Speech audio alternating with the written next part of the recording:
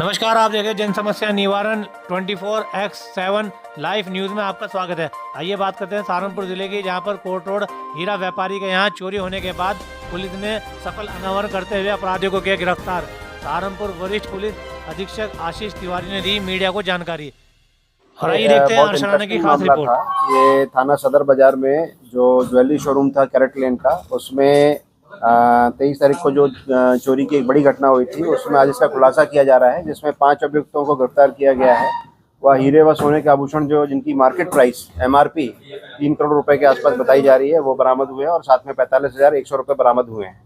जिसमें बरामदगी का जो विवरण है, उसमें 9 नेकलेस, 67 ब्रेसलेट, 17 मंगलसूत्र, 32 जोड़ी ईयररिंग, 2 गले के सेट और ईयररिंग, 18 पेंडेंट, 3 चार्म्स, 90 अंगूठी, 32 चेन, 11 चूड़ी और 45,100 रुपये बरामद हुए हैं। इसके अलावा 40 पीस आभूषण जो है पीली धातु के भी मिले हैं, जिसकी वेरासिटी चेक कराई जा रही है। इसमें जो घटना का विवरण है वो यही है कि 23 तारीख की जो रात थी, जिसमें खासतौर से काफ़ी बारिश का मौसम था और काफ़ी बादल वगैरह गड़गड़ा रहे थे, उस टाइम पे ये चोरी हुई थी। और इसमें जो गिरफ्तार हुए हैं उनका नाम है इरशाद उर्फ काला।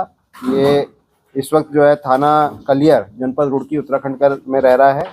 दिलशाद जो है ये भी वहीं रुड़की में रह रहा है। बीच में ये ओरिजिनली ये लोग नकुड़ के रहने वाले हैं, बीच में मंडी थाने में रहते थे और वहाँ पर जब इनकी हिस्ट्री शीट खुली है तो उसके बाद में ये रुड़की में जाके रहना शुरू कर दिए थे। इसमें सलमा है इनकी पत्नी तीसरी, जो अगेन थाना कलियर रुड़की उत्तराखंड, और काली जो इनकी माताजी हैं ये थाना भगवानपुर जनपद रुड़की उत्तराखंड, और सीमा ये भी वहाँ की रहने वाली है। तो इस तरह से 5 लोग गिरफ्तार हुए हैं और जो बरामदगी है उसको मैंने बताया। अब घटना जो है उसमें घटना में बहुत इंटरेस्टिंग मॉडस ऑपरेंडी थी इनकी कि ये रहने वाला नकुड़ का था और इसके ऊपर में टोटल मुकदमे इस वक्त जो चोर है इसके ऊपर में लगभग मुकदमे हैं 27 मुकदमे इसके ऊपर में हैं। इसकी माँ के ऊपर में 12 मुकदमे हैं। तो ये नकुड़ का रहने वाला था और पहले छोटी चोरी करता था। तो इसने बीच में ये फिर जब वहाँ से पकड़ा गया तो इसने फिर मंडी में शिफ्ट हुआ और कुछ साल पहले भी 1 करोड़ रुपए की चोरी हुई थी जिसमें पकड़ा गया था। तो जनरली ये ज्वेलर्स की दुकान को ही निशाना बनाता था और उस दिन इसने जो है ये प्लान बनाया था कि कैरेट लेन जो शोरूम है वहाँ पर ये चोरी करेगा। तो कबाड़ी के भेष के रूप में, कबाड़ी का भेष जैसा बताया गया कि 1 महीने से कबाड़ी के भेष में रेकी कर रहा था कि वहाँ पर जो है चोरी कर सकूँ। बट इसमें क्योंकि 27 मुकदमे पहले हैं और मुझे लगता है कि विभिन्न चोरियों में इसने सोचा कि किस तरीके से पुलिस ने मुझे पकड़ा और उन सारी चीज़ों को निगेट करते हुए कि वो सारी चीज़ों में क्या कमी रह गई, उसके हिसाब से प्लान बनाया गया। तो जो बगल का होटल है उस होटल की छत पे ये गए रात को और वहाँ पर इन्होंने जो है वहाँ पर शराब पी और खाना खाया और उसके बाद में वहाँ से जो सटी हुई दीवार थी उससे आके वहाँ से जो अपना कटर होता है, इलेक्ट्रिक वाला कटर, वहाँ से इन्होंने सप्लाई ली और उसके बाद में उसको काटा, जो दरवाज़ा था उसको काट के और सीढ़ी से नीचे उतर के दीवार में छेद करके कैरेट लेन की दुकान के अंदर गए और वहाँ पर फिर मास्क लगा के जो है चोरी की। उसके बाद में वापस ऊपर चढ़ा और वहाँ से उतरा। इनफैक्ट जब ये उतरा था तो वहाँ पर लंगड़ाने की एक्टिंग की, क्योंकि इसमें टाइम काफ़ी लगा, लगभग सुबह का टाइम हो गया था। तो लंगड़ाने की एक्टिंग की और जाकर फिर कपड़े से अपना भेष भी चेंज किया। पर हमारी टीमें लगी हुई थी और उसमें कुछ क्लूज़ हमको मिले, जिसमें टेक्निकल जो सूत्र थे और जो मैनुअल सूत्र थे दोनों का उपयोग किया गया और उससे ये पता चला कि ये वही व्यक्ति है जिसने चोरी की है। और फिर इस पर टीमें लगातार पीछे लगी रही और फाइनली जो है वो सारी चीज़ों को देखा गया और जब इनको सभी को पकड़ा गया तो फिर इनसे जो है रिकवरी भी की गई। सर, चोरी करते समय कितने लोग थे और किस पर कितने की चोरी हुई? ये जो मॉडस ऑपरेंडी है कि अकेले सिंगल पर्सन जो है चोरी करता था और चोरी करने के बाद में जब ये रुड़की गए तो वहाँ पर इन्होंने सोचा कि आर्टिफिशियल ज्वेलरी ले ली जाए, कि मान लो यदि पुलिस पकड़ भी लेगी तो आर्टिफिशियल ज्वेलरी देके जो है उसमें बरामदगी करा के उसमें छूट लिया जाएगा। बट इसको नाकाम किया गया। पुलिस जो है कानून के हाथ लंबे होते हैं, इसलिए पुलिस जो है लगातार इनके पीछे पड़ी रही और इसमें जो टोटल बरामदगी है वो ऑलमोस्ट टोटल बरामदगी 100% बरामदगी की गई है। और इसमें जो पुराने मुकदमे हैं उन मुकदमों को भी देखा जा रहा है कि उन मुकदमों से भी कोई माल यदि संबंधित हो और इसमें गैंगस्टर की कार्रवाई भी हम लोग कर रहे हैं और फास्ट कन्विक्शन, जो बाकी सारे मामले हैं उनमें फास्ट कन्विक्शन भी कराया जा रहा है। ये जो टीम थी, इस टीम को जो हमारे दोनों एएसपी हैं मनोज यादव और सिमरन सिंह जो एएसपी अंडर ट्रेनिंग हैं, दोनों ने बहुत अच्छा काम किया है, टीम को लीड किया है।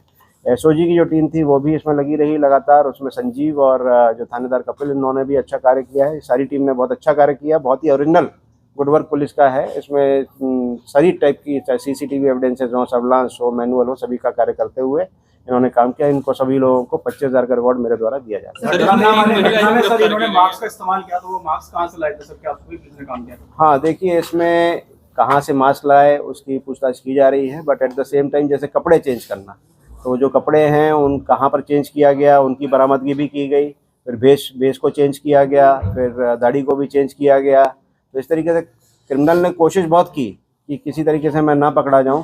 पहले की चोरियों में भी ये देखा गया कि जब ये कोई भी आभूषण चुराता था तो ये कहीं उसके साउंड बॉक्स के अंदर रख दे, कहीं फ्रिज के नीचे रख दे, कहीं और कहीं रख दे। तो बेसिकली सारा दिमाग लगाया जाता था, पर जैसा अन्वेषण जब किया जाता है तो फिर अन्वेषण में प्रोफेशनलिज्म रखा जाता है और उसकी वजह से सारी चीज़ों को जो है बरामद किया गया है। और सर इसमें 3 महिलाएं भी गिरफ्तार की है, क्या इनका रोल रहा है इनके साथ?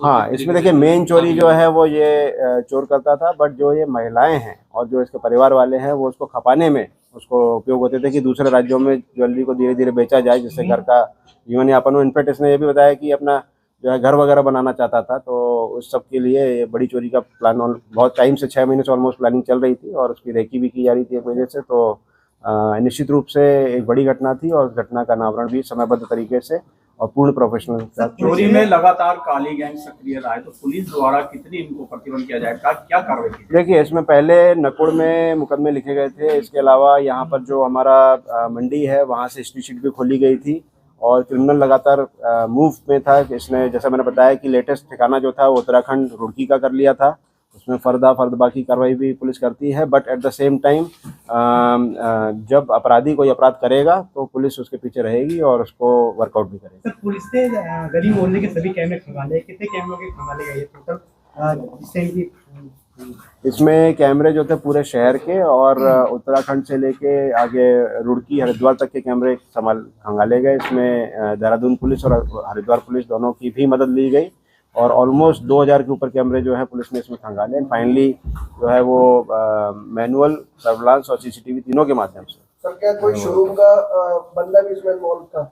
अभी तक जो इन्वेस्टिगेशन हुई उसमें इस तरह की कोई बात नहीं आई है, बट क्योंकि इन्वेस्टिगेशन अभी जारी है तो इसमें हमारा प्रयास ये है कि अब इसमें जल्द इनको कन्विक्शन कराया गया जिससे इनको सजा मिले और इसमें गैंगस्टर की कार्रवाई भी इसी महीने में कराई जाएगी। सर, दरवाजे तोड़े गए हैं, दरवाजे तोड़ दिए गए उस घटना में। दरवाजे कहाँ तोड़े गए? क्या एक व्यक्ति जो अभी तक की इन्वेस्टिगेशन है बड़ा क्लियर है कि एक व्यक्ति ने जो है वो, क्योंकि पूरी रात लगाई है, रात में ही ये वहाँ पे मौके पे ऊपर आ गया था और उसने जो है जो कटर का काम किया वो भी रात में ही किया, जो पास वाले होटल से इलेक्ट्रिक सप्लाई ली और उसके बाद में दीवार तोड़ने का काम भी अकेले किया। इस वजह से सुबह हो गई, तो काफ़ी लंबा समय रहे वहाँ पर और क्योंकि उस दिन आवाज़ काफ़ी थी, काफ़ी बादल जो था उनकी गड़गड़ाहट थी, इस वजह से चोरी करने का मौका मिला। ठीक है सर। दोबारा